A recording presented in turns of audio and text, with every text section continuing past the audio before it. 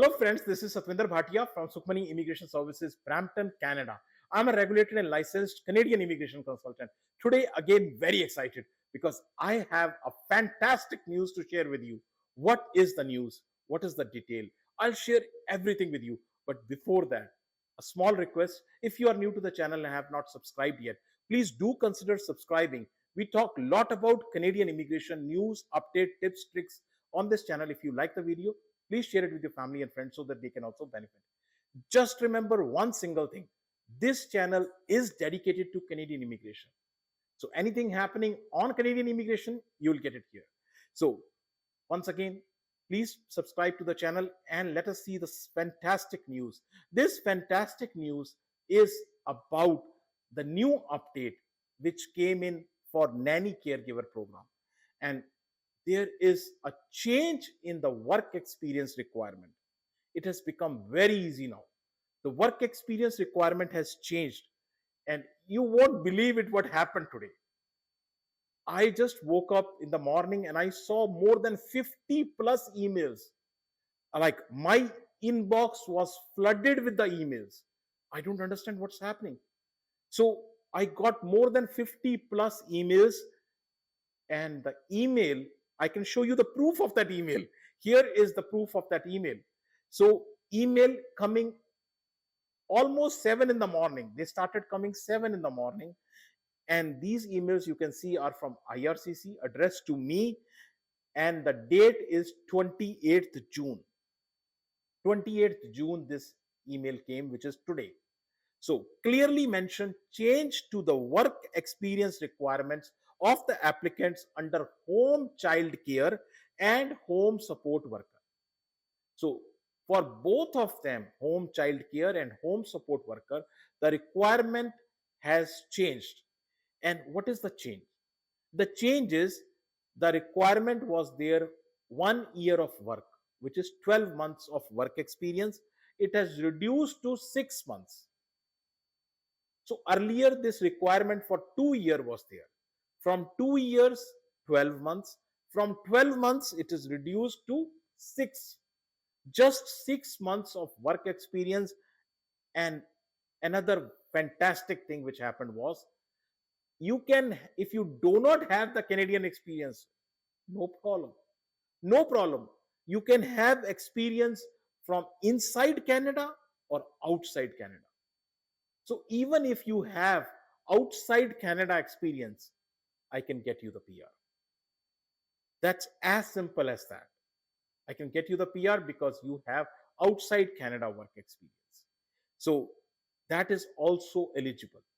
Now, what is called as a valid work experience? A valid work experience means that you should have at least 30 hours of paid work experience. You should, in a week, the main condition is if you are working 30 hours per week, it is considered full time. Less than 30 hours is not considered, it does not count. So less than 30 hours is considered as a part-time work. A full-time work is only 30 hours and above. So if you are working 30 hours, it is considered full-time. And remember, if you are here as a student and you worked full-time, then your work is not considered, it does not count. So these are few important things about the valid work experience. Now, duration.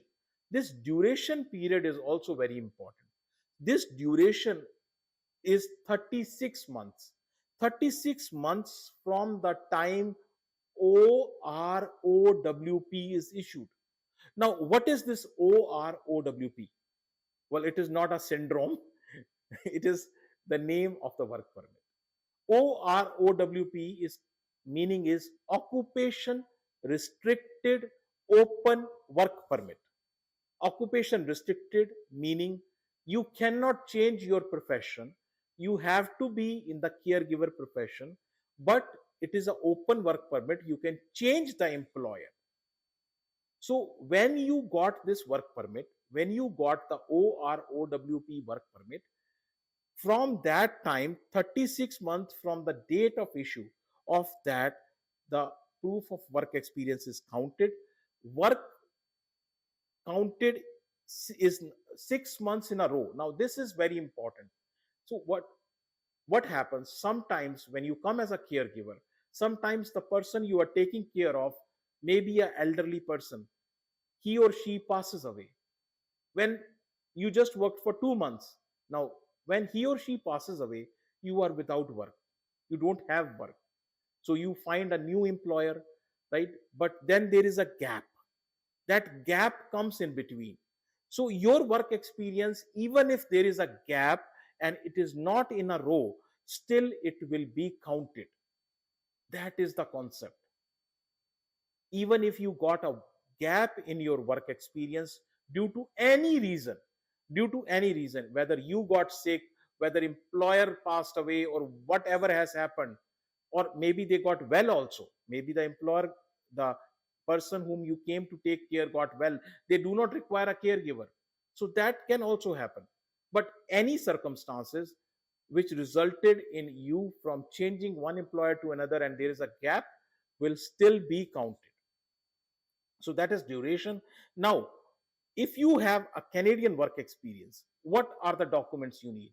And if you have these documents, you can come to my office and we can file the PR case for you.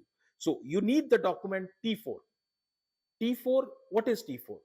T4 is issued based on how much your income is from that employer. Our employer issues you the T4. So you can have multiple T4s also. There could be a chance that you can have multiple T4s if you are working for more than one employer. This could be also possible.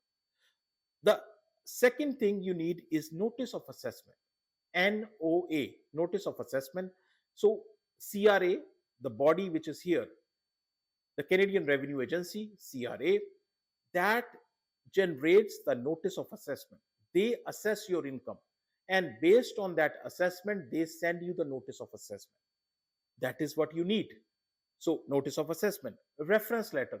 The employer provides you the reference letter. Pay stub.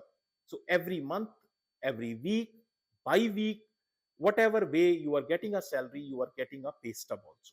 So you need a pay stub. Job letter. So the job letter which was provided by the employer, you require that. Lastly, ROE. What is this ROE? ROE is called record of employment.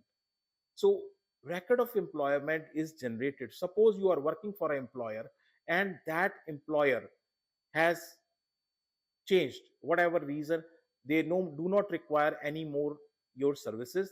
So your employment is terminated. When it is terminated, ROE is created. So you need to have ROE also. Lastly, this is from the Canadian work experience document. So if you have 6 months of Canadian documents, you can provide me that. If you have foreign work experience, you can provide me the foreign work experience. You need copies of bank deposit. You need official tax statement. So let us talk about Indian case. In India, the official tax assessment is called ITR, income tax return.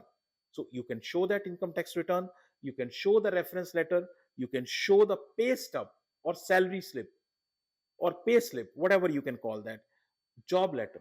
You can show the original job letter from the employer. So these are the documents you need to prove your foreign work experience. So whether Canadian or foreign work experience, 6 months of experience, if you have it, you can contact my office and we will get you your PR under this category. So that is, you can reach out to my office. And again, if you need to discuss your this case or you need to discuss any other Canadian immigration pathway, you can book an appointment with us. Our one and only office is in Brampton. Before concluding, I want to tell you that the requirement, you have also watched my previous video, which is about the new caregiver program. The new caregiver program is going to be launched very soon. It will be coming around fall of this year. So previous all programs are closed.